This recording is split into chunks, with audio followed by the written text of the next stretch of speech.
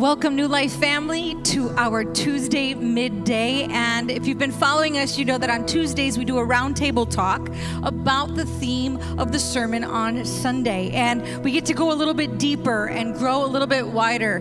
Not because we've been eating all the COVID food, but because we're eating from the Word of God about the topic that our pastors are speaking about on Sunday. And so the theme from this past Sunday was community, small groups, or group life. And New Life has always been a life group church, a church that is large but meets small. And we are relaunching our small groups, which we are calling Group Life in this season. And so we want to talk a little bit more about what that means to each one of us here. And I'm excited to be meeting with these amazing leaders from New Life. You guys recognize most of them, but I'm going to introduce them anyways.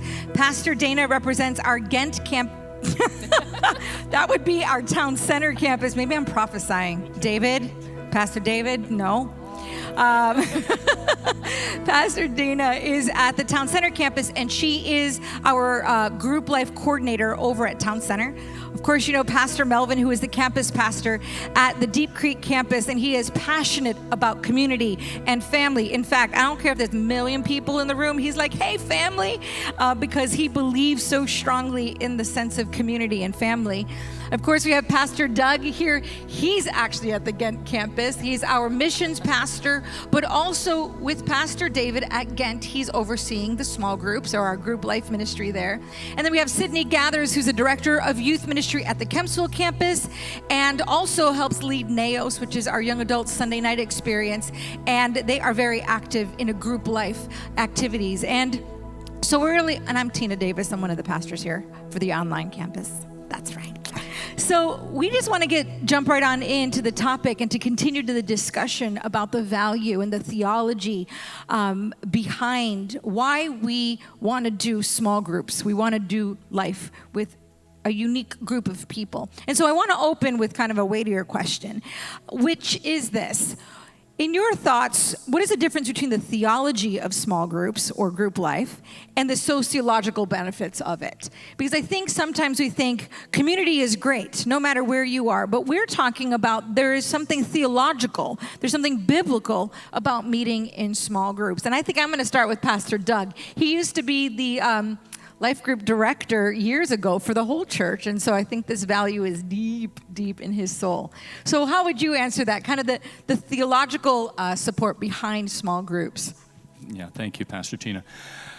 I think, first of all, we're talking the difference between the theological or the biblical versus the social.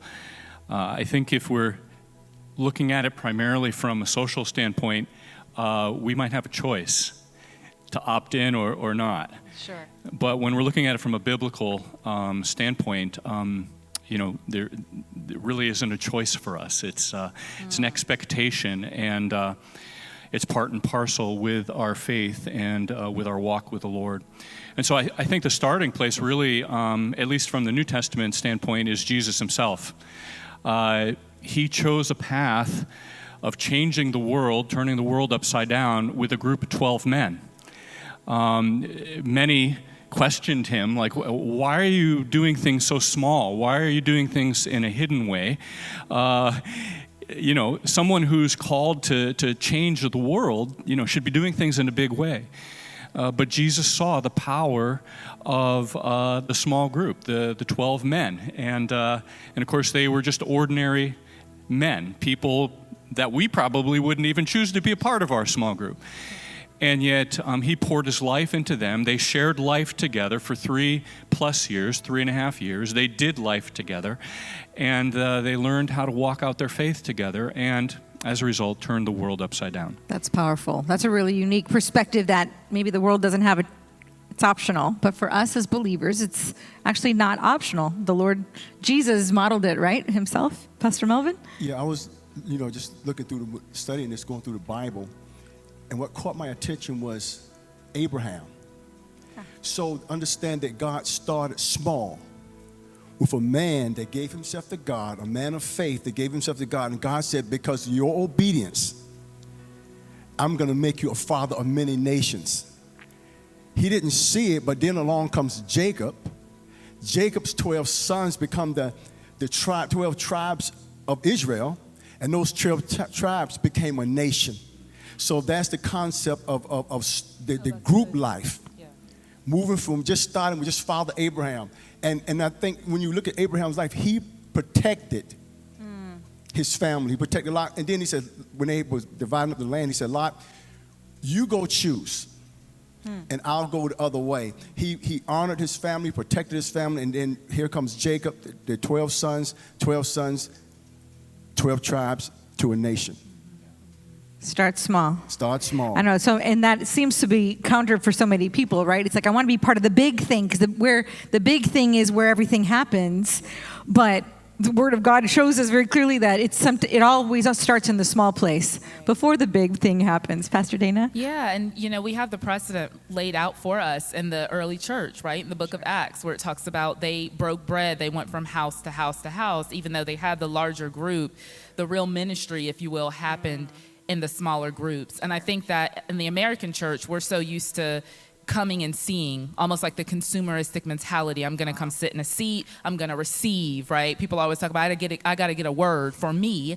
And the small group is where you get to not only come and see, but come and do, where you get to learn how to go out into this world and make disciples. And you won't get that in a large gathering in just a church service. That's so good. Cindy, what are your thoughts? I think of the Acts 2 church. That's a church we reference a lot when we look at how Jesus shaped and formed his church as an example. And it says that they continually devoted themselves to the apostles' teaching, to fellowship, to prayer, and the breaking of bread. And the word that stands out the most to me is that they continually did it. Yeah. Like, it wasn't something that, like, I go to church here and there, or I'm a part of fellowship here and there, or I'm going to pray here and there. It was the process of continually devoting themselves to these four things. And at the end of that scripture, it says that Jesus, God, he added to their number daily. That's the verse that stands out the most to me when I think about community. I love that it's continual. And what stood out to me there is when you're a part of a large body, somebody can't always see if you are continually. Right. But when you're part of a small group, someone's going to look you in the eye and say, I haven't seen you in a couple weeks. You haven't not continually been hanging out and fellowshipping and breaking bread. And it actually adds a layer of accountability, which I think the word is so full of, this whole idea that there's an accountability to being connected in that small group of people. Have you experienced that even in your own journey of faith? What the small community has done for you personally? Not just, Pastor Dan always says, as leaders, we can't be permission givers, like, oh, y'all better go to small group. And we're like, I'm too busy. I have no time for it. But that we would actually live it out. So how have you seen it in your own life? What the benefit of small groups? I know for me, just dealing with young adults and just young people in general, we live in a social media culture where it is known that in order to be accepted, you need to put your best foot forward. So when you come to church, if you have a family, you could be yelling and screaming on the way to church, but when we step out of this car, you better have everything together. So everyone only sees, just because we come to church with each other, it doesn't necessarily mean we know each other's lives. And we see the good parts of people, but it's when you're actually a part of a small group, they get to know everything about you. I know me and my wife, like there's certain couples that we are still connected with to this day that we were in a life group with 5 years ago, 6 years ago, and they know the ins and outs of our lives. They know when something's off, and we don't even have to say anything. And I think that's one of the benefits for us, is that we may not see us going off track, or we may not see something going wrong or something's off, but those people that God brings into our lives are there for a reason, and they can pinpoint some of that stuff. So good. Yeah, I think it's where the love one another's come into play. Most of those don't happen on a Sunday morning in the context of a large corporate gathering. But when you're living life together, which is what we're called to do, as believers, to live life together, and it's not always easy. Forgive one another, be patient with one another, show hospitality, to one another, et cetera, et cetera.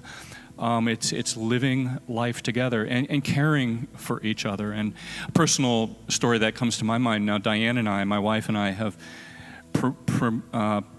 mostly led life groups for the entirety of our marriage. We've never, just kind of been a member, but we've always been leading groups. And as a leader, you're often, giving, but you're also receiving. And I think of an experience when my dad had an accident and a very, very serious situation, and it was an emergency, and I needed to get back to Connecticut ASAP.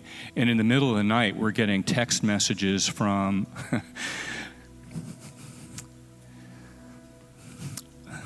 from our life group our life group members, saying, "Hey, Doug, we've been on the phone with each other over the last several hours, and we want to buy you a ticket to fly home." And that's what it's all about. Caring for each other, and in the good times and the bad times. Yeah, that's good. I think of, the word koinonia, which is a deeply shared life. And so I think that it's more than fellowship. A lot of times we use the word fellowship. It's, hey, say hi to your neighbor in the large church. That's not really fellowship. Fellowship in that word koinonia is what you're talking about. It's a deeply shared life. It's what you're talking about, Sydney. Years that go by that you can say, this is really who we are, and people can see us at our worst. I know that my husband and I, for years, we were looking for just a group of couples that we could kind of live life with and share our burdens with and encourage each other and grow. And it just seems like, and again, in the larger church gathering at our previous church, we really didn't get that. It wasn't until we got involved in a small group with other couples that we could say, this is who we are. This is the idea of living that deeply shared life. You're going to see the good, you're going to see the bad, you're going to see us arguing sometimes. And this is when we were leading the group. I remember there was this one particular day, my husband and I were not having a good day. And so I called our co-leaders and I was like, you guys are going to have to lead because we cannot get it together. And she was like, I was about to text you and tell you that we're not even going to come because we don't have it together. And I said, all right, well, this is where the rubber meets the road, right? This is so like the realest of the real. So we sat in front of our group and we're like, none of us are really on speaking terms today. However, and it was funny. And at the end of that, my husband and I made up, this other couple made up. And I'm like, what would have happened if we didn't have that group? If we didn't have these people who we were responsible for, who we could just be real in front of and say, we're not having a great day today, and they could encourage us. And so we have found just the value of deeply sharing our lives to be just such a huge asset. I wouldn't have it any other way. And the fact that so many, those other couples were like, you too. I think there's something really powerful of seeing others who are journeying life in the ups and the downs that allows you to have permission to also have ups and downs, to also have hiccups and not get it perfectly because your leaders didn't get it perfect. And I think that is one of the things that keeps people from like, I can't lead a small group or because I don't have it together. And I think how empowering is that, right? When people, because aren't we all, who are saved by grace, challenging each other, even in those places. Pastor Melvin, what's it been like for you with small groups? I had to go back when I first came to New Life. I was introduced to life groups, and I'm like, well, what is that all about? When you go in and you build a relationship with people, and like you were saying, Dana, when you don't have it all together, and I've learned that people in a large church can come into a large church and hide. Yeah. They hide in a large church. But if you have a large church that is family, that is small, then not say your secrets are out, but there's a place where you can go and feel safe and be healed. Yes. And me and my wife have been through that process in life group for many years of people just coming in, like you were saying, Doug, that would come in and help when that help was needed, because it's like that song says, I'm in a place where somebody knows my name. I know that at least 20 people Is that a worship within song? the church knows. Yeah, we can make it a worship song. I'm in a place where somebody knows my name. Even if it's 400 or 500 people in the room, I know that at least 20 people in that room knows my name and knows my stuff and are praying for me. That's the key point. I have people, and that's why I say, hi, family. You're praying. We're praying for one another. Yeah. We're praying for one another. And I think that goes back. That's the concept of Jesus. And God says, God is a family man. Yes. He wants a family. Jesus wants his bride. And we're the bride of Christ. And and that goes back to how we treat one another, and all of that stuff has to change. You know, men, when we get in the church and we hide the way we're treating our wives, God is going to expose it. I'm sorry, that's just a checkpoint, little bonus there. So. Well, and those and hopefully those are safe places of exposure, you know. And I think that's the beauty. You know, Pastor Dana loves talking about vulnerability and being real, and like you've got to put it all out there, or else that thing that you don't put out is eventually going to come out, and maybe not in the best of lights. And so these small groups, I think, give place for safety. Mm-hmm. You know, I've had the privilege of leading. Actually, for almost 8 years, a group of young women, and I haven't led it in a couple of years, and now I'm watching these women who are now getting married and they have families, but there was a season where this is when everybody's trying to find themselves. Yeah. And I thought, what a joy that we all got to find ourselves all in this community together, and they got to, and it wasn't even about like me as a leader, it was just opening a space where the Word of God talks about iron sharpening iron. So it was believers sharpening believers. We would go through the scripture and it would be like, what does this mean to you? Well, it means this to me. And it was just really beautiful to see this cultivation of faith and of identity in a context where like what Sydney said, I can see you every week, and so I can see the consistency, or I can challenge the inconsistencies as you're developing and growing. Yeah. And that's such a powerful thing, and I think it's been impactful to all of us. Yeah. Sydney, I know with kids ministry, at New Life, we are doing small groups, even in our children's ministry. We're not waiting until you're an adult and you can sign up yourself, but we want every kid to have someone that knows their name, knows their story, and prays for them. And we're doing that in small groups. You want to tell us a little bit about what that means and what that looks like? And Pastor Dana, you can follow too. For youth, middle schoolers, high schoolers, I found that transition from youth to young adults and even beyond that, like there are some significant differences, but really, we're the same. So I can deal with a middle schooler who's 15 years old, and he's dealing with identity issues, and then I can also talk to a 34-year-old woman who's also dealing with identity issues, and it's all coming from outside sources. We may be different ages, but the need for connection with other believers is what we were created for. And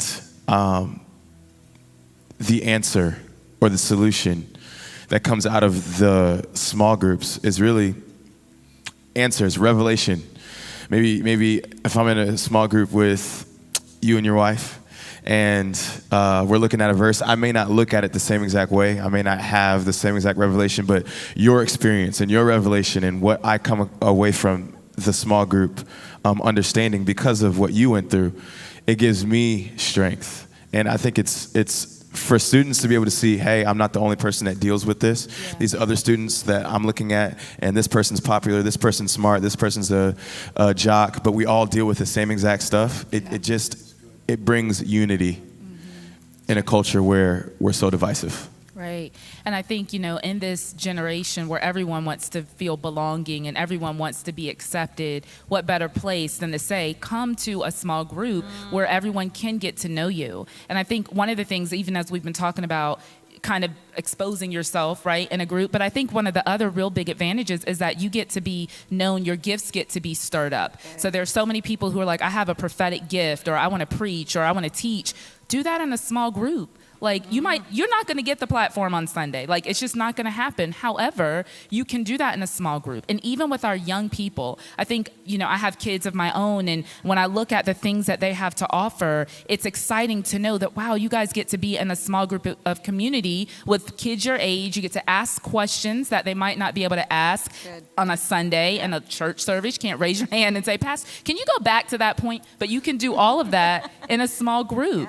And so it shouldn't be this this, I have to put another thing on my schedule, right? It shouldn't be this overwhelming thing. It should be just an extension of what we did on Sunday. Now we really get to go deeper. We get to ask those questions that we're wanting to ask. And our young people can get to have their questions answered, feel that acceptance and belonging. Because if they don't get it in the church, they're going to get it out in the world. So why not offer that in the church for them? That's true.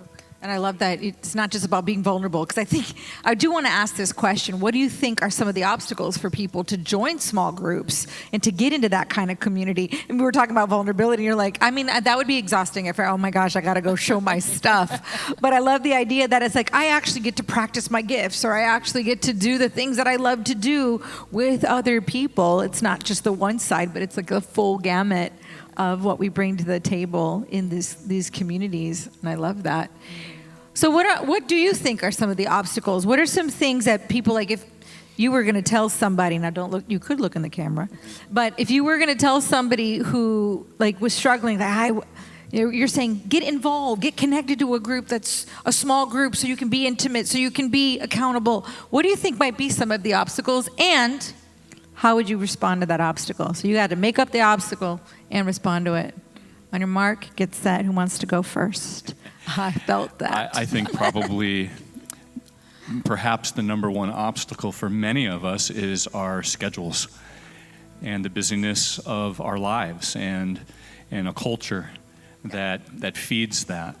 And certainly it's probably the number one obstacle for me. Can I squeeze one more thing in, you know? Or at the end of the day, because most of us are doing these groups in the evenings, you know? It's like, I'm exhausted, I don't have it, you know? Sure. And yet, my experience consistently has been, listen, there are probably not too many evenings or afternoons in the case of a Sunday life group that we've been involved with over the last 3-4 years, where I go into that thinking, man, I've got all the energy, all that I need. I'm excited about this, you know. There are not too many occasions where I go into it like that. I'm more like, boy, I could use a nap right now. And sometimes it's like, you know, this is the last place I want to be right now. Not all the time I'm saying that. I'm just saying some of the time I'm saying that. But I can say almost without exception, as I've gone, of course, I'm the leader. I need to be there.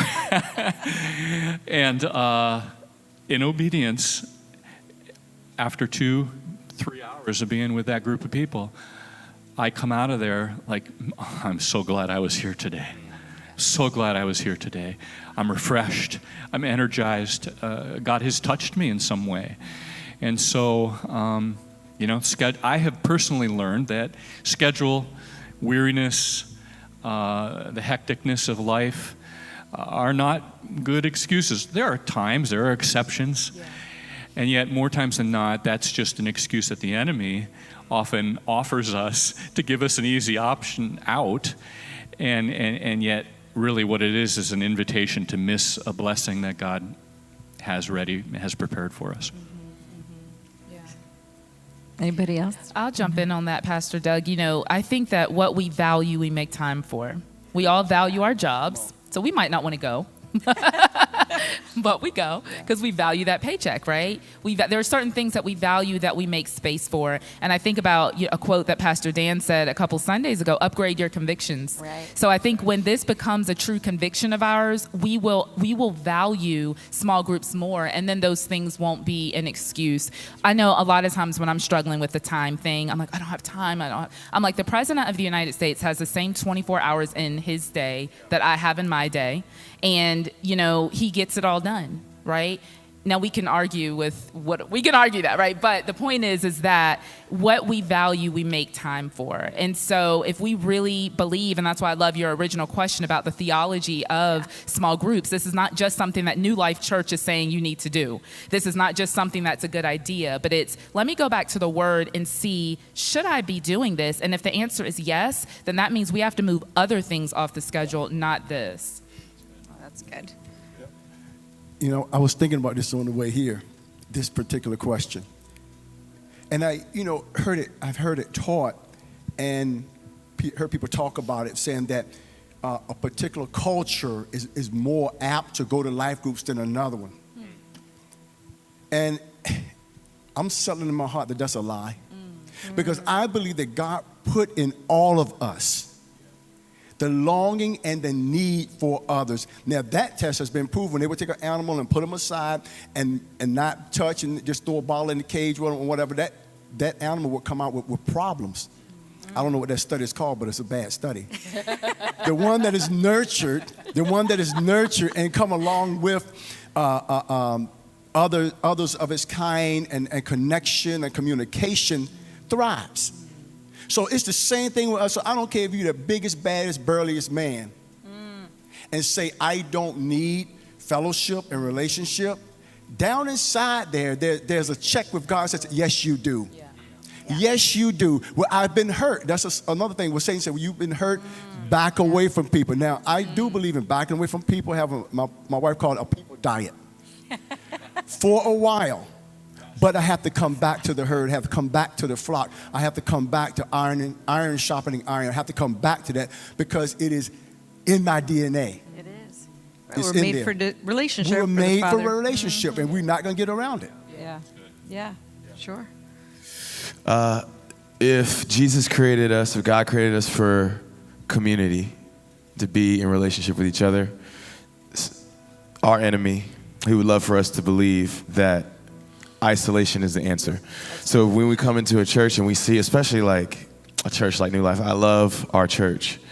A new person walks in the door and they see people passionately going after Jesus in worship. They see pre-service prayer and people just going after the throne room of heaven. And a lie can easily creep in and say, that's not you. Yep. You're not that. You'll never be that.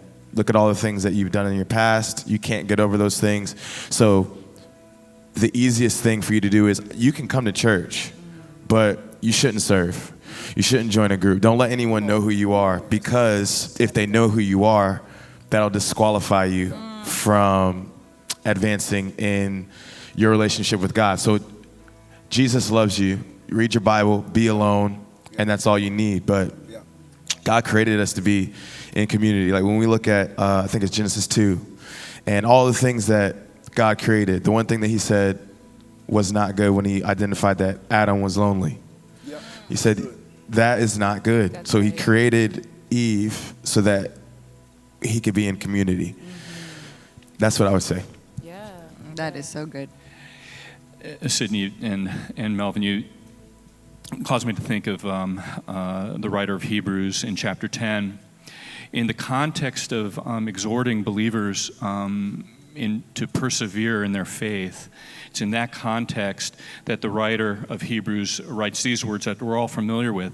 Let us hold unswervingly to the hope that we profess, for he who promised is faithful. And let us consider how we may spur one another on toward love and good deeds, not giving up meeting together, as some are in the habit of doing.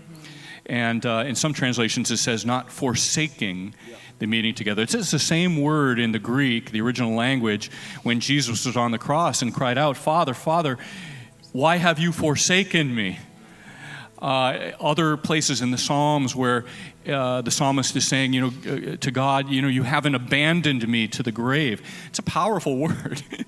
and the writer of Hebrews is exhorting believers who are needing to persevere in their faith. Do not forsake, do not abandon, the same word, meeting together, as some are in the habit of doing. And so this is lifeblood here for us as believers. It's not a light thing. It's not a casual thing. Oh, that's so good. And I think one of the things that I've heard, people say, I can't connect. We are a large church. Even our smallest campuses are larger than some churches that have been around for a very long time. And I can't connect. And they might try a small group and they say, I just don't fit. I'm putting that question on you. How would you answer somebody who says, I can't connect, or I feel like I don't fit? I have my thoughts on that, that's a personal thought on that. But how would you respond to that? Everybody doesn't have to answer, but anybody want to jump on that real quick and kind of give me your thoughts on Sydney? I'm a very straightforward person. So I normally would say, if I know the person, I would normally just say, is it that you can't connect, or that like you're making the decision not to connect because you don't want to? Like, it kind of like what you said. You make time for what's a priority in your life. So me, I'm a LeBron fan. I'm a Lakers fan. Well, I'm gonna find a Lakers fan. That's right. I'm gonna find a LeBron fan. I'm gonna find that connection. You can find community where you want to find community, and then you can also find excuses to not have community because it's hard. Like, community is not easy, especially when it's based around something as integral to who we are as our faith, because that literally defines everything about us. So there's no hiding. There's no putting things in a corner where nobody can see. True community is hard. So it's, for me, I just feel like it's an excuse that we put out there to not be known. Yeah. You know, I'm jumping right in on that. When you said that, this is funny, but I thought of the movie Happy Feet. He did his dance. He found a place where he fit in. So I think, I know here at New Life, if you're not fitting in or you're not connecting, is because you need to, my wife always tell our kids, bring your flavor to the dance, or you come to the dance and you begin to dance, and you can find somebody around you go say, well, you know what, I can hang out with that. You know, so there's somebody within the church or in the congregation to say, I wish somebody would step forward that I could connect with. So you possibly, because you are choosing not to connect, could be holding others back from connecting. So bring your dance on Sunday morning, and let's get it on. Bring your dance to the life groups. Bring your dance. Applications for group life leaders are available at newlife.global. That's good, Also, Melvin. Dance Melvin's got USA. an animal theme going on here. Yeah. I was going to say pretty much the same thing, Melvin. You know, many of us are introverts. I'm kind of borderline. But when I'm in a new group of people, I tend to be more towards the introverted side, or a large group. And so I can relate. But I think, to Melvin's point, you have something that someone else needs. And there's somebody else in that group. It's not an accident, you know, it's not just coincidence, happenstance. There's somebody in the group that has what you need. And so, and there's somebody in the group that has what you need. I don't know if I just said the same thing. Yeah, needs what you, somebody, yeah, what I meant to say.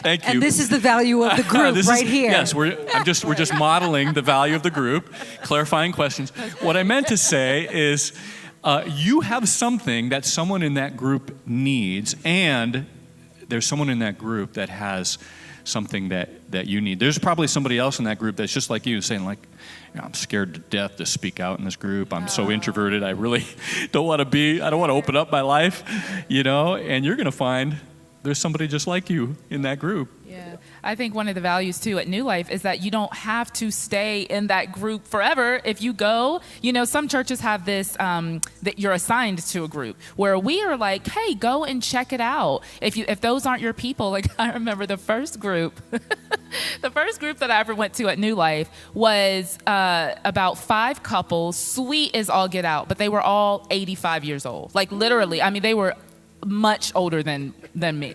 And so I have all my little kids, you know, at that point, all the kids were little, and I come in with this little trail of ducklings, and they're like, oh, we have a new person in our group, you know? And so I'm like, okay, I don't fit in here, right?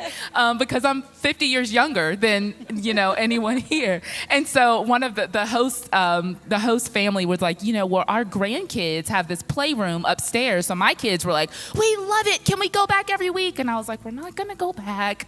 However, we brought joy to, you know, these grandparents who were so happy to have these little kids in their group. But the point is that I tried another group. And then I thought, okay, well, I don't know if these are my peeps. I'm going to try another group. And it was really the third group that was the connection. And so even if you go to a group and you feel like you don't connect, try another group and you'll find your connection. You'll find your peeps. I love that. You know, try it again. And I think the flip side of that is sometimes when I hear I don't connect, I ask, how often have you tried? Like I went this one time. Now for your example is like, that's pretty obvious. You're like, I could connect. I mean, I love these people, but this is not what I'm looking for. Like, I want to grow with peers, right? But other times, it's like I went this one time and I felt shy, or I didn't know what the conversation was, so I can't go back, I can't connect. And I want to always encourage people, like, could you promise to go at least 3 times? Like, go 3 times in a row, because it takes a little while to break the ice, especially if it's a new group. It takes a little while to kind of feel the vibe of a space. And you might be surprised that if given the time, and then if not, then yeah, maybe that isn't your particular group. One of the things that I love about New Life is not only do we have a lot of groups, but they all have different focuses, right? We have, and this is my infomercial. We have community groups, we have activity groups, and we have support groups. But we do have a group that really does encompass just about anything that you might want to bring to the table. And I always say to people who say, I can't connect, I don't fit. And I say, what would you like to start? Because seriously, when you're part of the body, we love to quote, and this is me with theology, this is my theological bent. We love to quote, where there is unity, the Lord commands a blessing, but we won't stick around to be unified. And unity doesn't mean I just came into a building. Unity means you and I are different. You know, we are in a world right now where differences are highlighted not in the best of ways, right? And so there's racial tension, there's political tension, and it's you against me.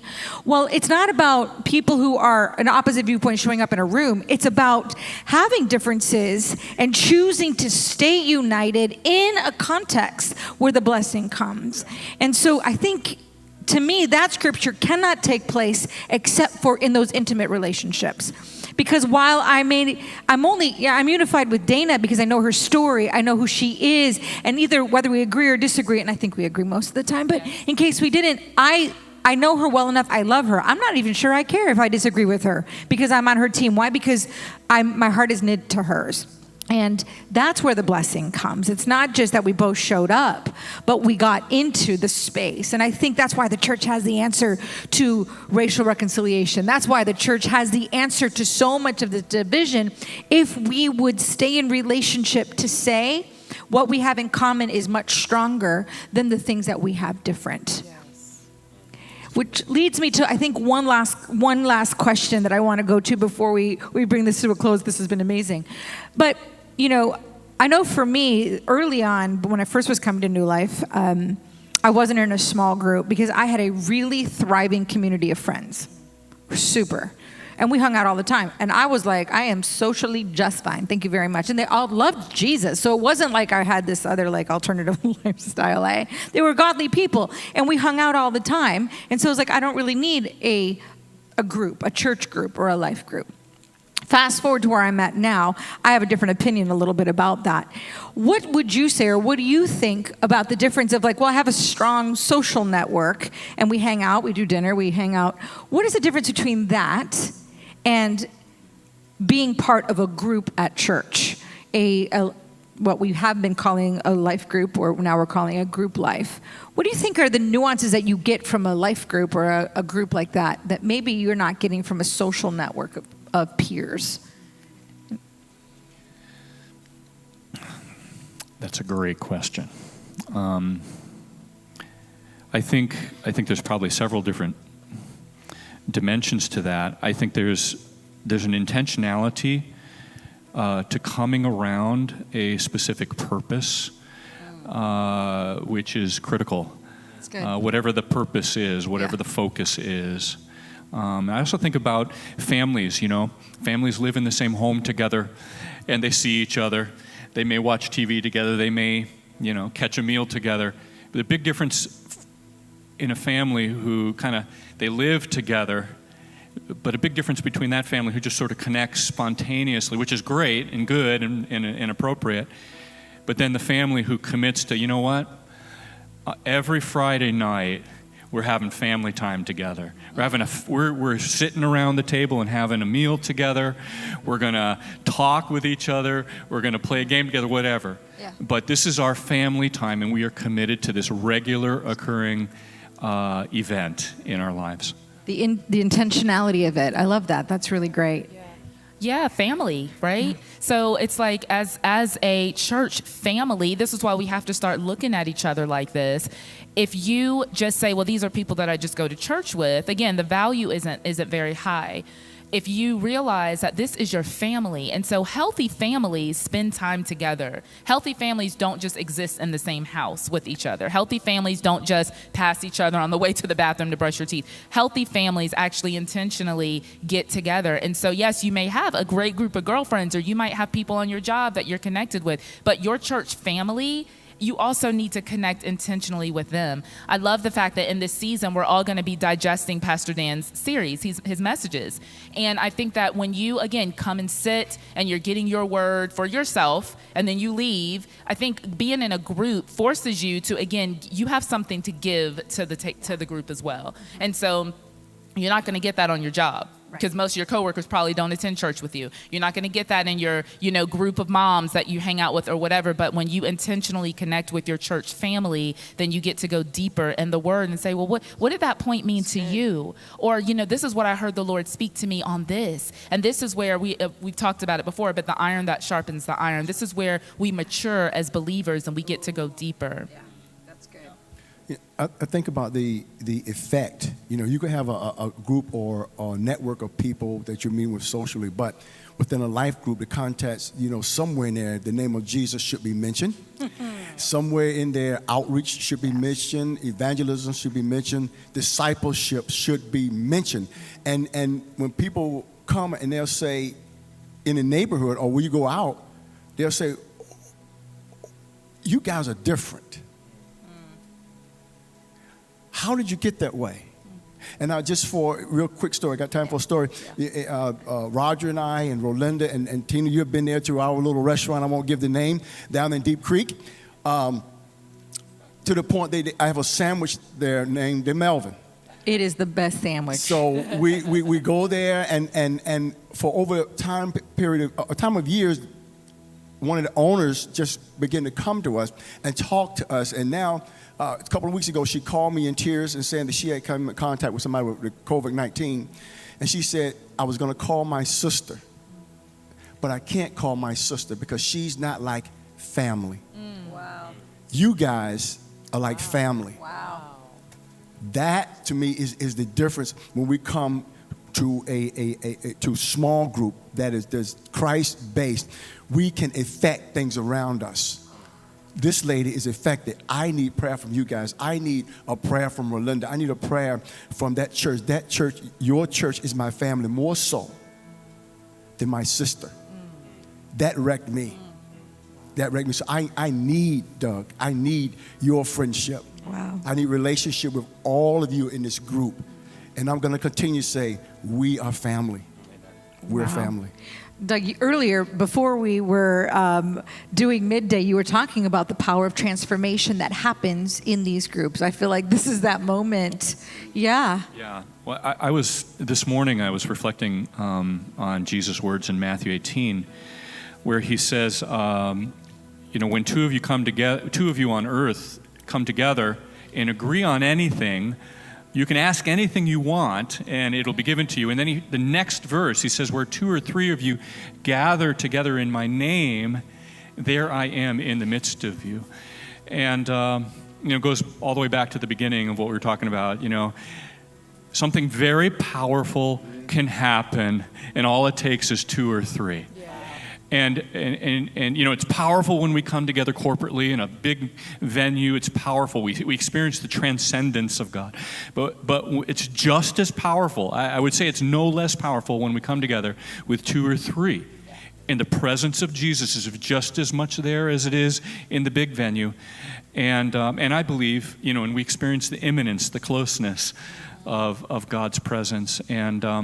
And transformation takes place. I don't know if I have time for a story. Yes, tell your story. Then. Very, very quickly. The last 3.5, 4 years actually now, Diana and I, along with several others from New Life, we've been part of a small group with Chinese international scholars, visiting scholars. These are all professionals, university professors for the most part, and so forth. Anyway, we've been meeting pretty much every Sunday for the last 4 years. And they come and go because they're only here for a year, and they come in and out, and we've seen, and these are people who have never opened the Bible, don't know anything about Christianity, and this is their first time, when they come to the States. Hungry, thirsty, and I could tell you many stories, but I think of one of these individuals. His name is Jin Ting. And this is the testimony of just experiencing the presence of God in the context of a small group with just a handful of people.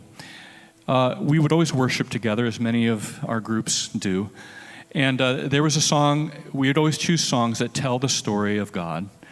And one of our favorite songs was Chris Tomlin's song, At the Cross. At the cross, at the cross, I surrender my life, And wow, that song had a powerful impact upon Jin Ting and his wife.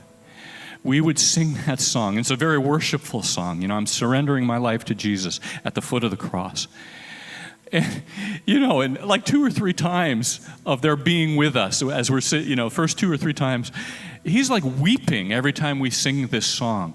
And then in between meetings on Sundays, I'd bump into him or we'd connect, and he'd be singing that song. And they're like asking me, Doug, can you, he and his wife, can you send me a video of that song? They're connecting with Jesus. And then a few weeks later, like Jin Ting, we're having a time of prayer, and it's usually the Americans that are praying because the Chinese are kind of shy. But Jin Ting, like we didn't invite him, we didn't ask him to do this. He just starts praying to Jesus spontaneously. He's having an encounter with God. And anyway, they were with us. He was with us for a year, and and he gave his life to Jesus. Before they left, before he went back to China, he gave his life to Jesus, and his life was transformed. So the power of small group of people coming together, experiencing the presence, the very real manifest presence of Jesus, where 2 or 3 are gathered in my name. Y'all need to be near Pastor Doug right now, because like my hair is standing up on my arms, and I'm like, I want to give my life to Jesus again. Thank you, Pastor Doug, and that's powerful. Cindy, I want to give you any last words from you. You don't have to, but you can. Community is, when we're thinking about the church, I don't believe that you should pick a church flippantly, and it's just a random decision that you should make. It should be something that you pray about, you bring to God, and if he calls you somewhere, he's calling you to a church, he's calling you to that pastor, he's calling you to submit yourself to leadership. He's also calling you to the people of that church.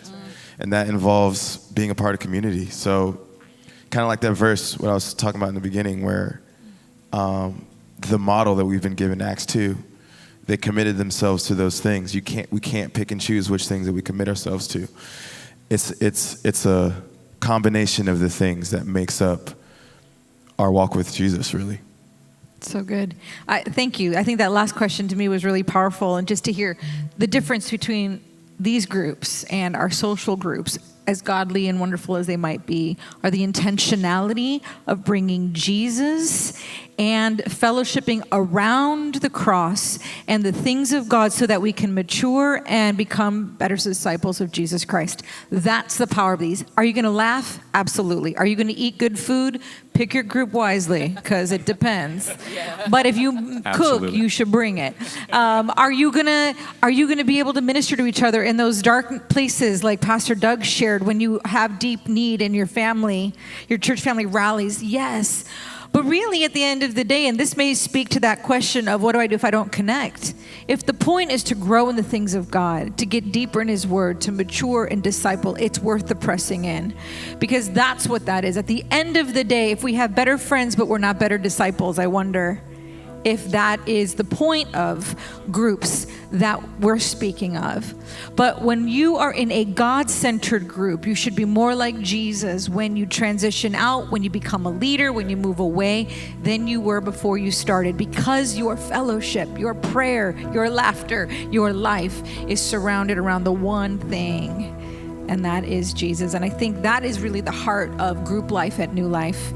That's the heart of what we're inviting our church to be a part of. And I pray that it's the heart of what we will continue. And if you're watching today and you're not part of a small group, of one of our groups, you can go to newlife.global, and there's a variety of groups. They meet in person, they meet virtually. Thank God for small groups during seasons like we've never experienced before, where maybe you aren't comfortable going in the big group, a small community group would be perfect, or online, but something that'll go deeper and allow you to ask those kinds of questions that allow you to become more of a disciple of Jesus. So we invite you, be a part of a small group, and man, if you're hungry to lead one, just send an email to your campus pastor. You can write to me, somebody. We'll get you started.